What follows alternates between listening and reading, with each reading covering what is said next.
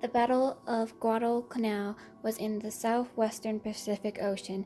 It is an island in the Solomons. The Battle of Guadalcanal took place between August 1942 and February 1943, a total of 7 months. The battle was fought by the Allies versus Japan.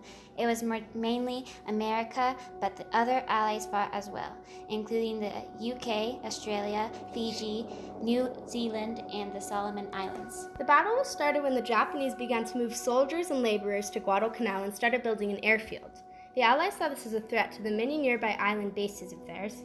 They surprised the Japanese, who only had 2,000 soldiers there, with 6,000 soldiers coming from both air and sea. They took both the airfield and a harbor in just 36 hours. However, the Japanese weren't going to give up that easily and immediately retaliated against the Allied naval forces. Several island battles took place following the initial conflict in Guadalcanal. The U.S. had multiple battleships and cruisers in the area, aided by destroyers and air fleets, and they were in almost constant clashes with the Japanese naval forces leading up to the final naval battle of Guadalcanal. It began when U.S. ships restocking the island with both supplies and soldiers arrived almost simultaneously with the Japanese fleet. They immediately sent their cruisers and destroyers to fight each other, and both sides suffered heavy losses. It climaxed in a very violent 24-minute period of extremely dangerous close-range battle, in which 2 U.S. admirals died. Allied troops, Air Force, and Navy forces landed on the islands ready for battle. U.S. planes steadily bombed Japanese defenses. Landing crafts were used not only to transport troops but also equipment, vehicles, and supplies. Landing crafts helped troops get to critical points all around the islands. The Allies eventually overtook the nearby small islands. Defenses on these islands were held by Special Navy Landing Forces, SNLF. As the U.S. Marines started making ground on Guadalcanal, the Japanese commanders made preparation for an immediate attack, though these plans of attack were never enacted because of U.S. code breakers who had cracked the Japanese code and got many troops to withdraw. The U.S. barely held on to their defenses on Guadalcanal.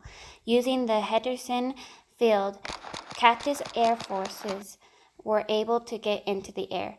The pilots shot down more than 150 Japanese planes. Colonel Merritt Edison earned the Medal of Honor for fighting off the Japanese assault on Henderson Field. He only had 800 Marines and a few Marine parachute troops, and they were up against an army 3 times their size.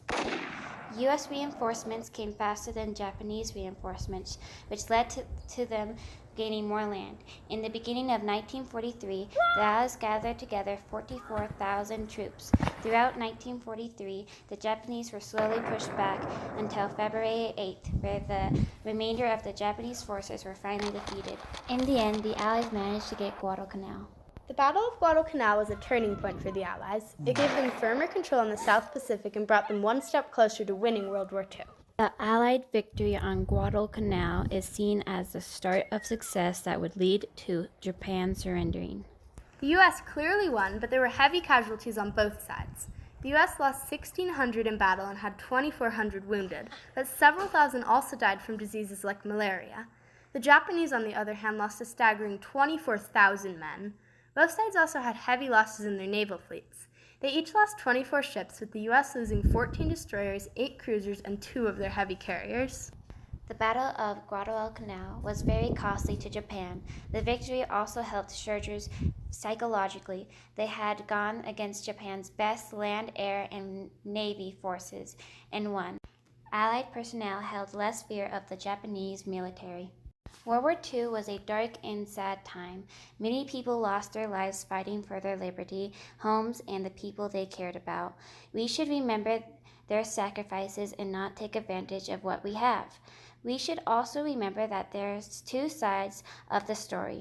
Though most of the Germans, Japanese, and Italians did horrible things, they were still good people. We shouldn't judge people for where they came from. We should try to treat them how Jesus would treat them. The Battle of Guadalcanal was the first offensive victory for America. It ended all Japanese expansion attempts in the southwestern Pacific Ocean.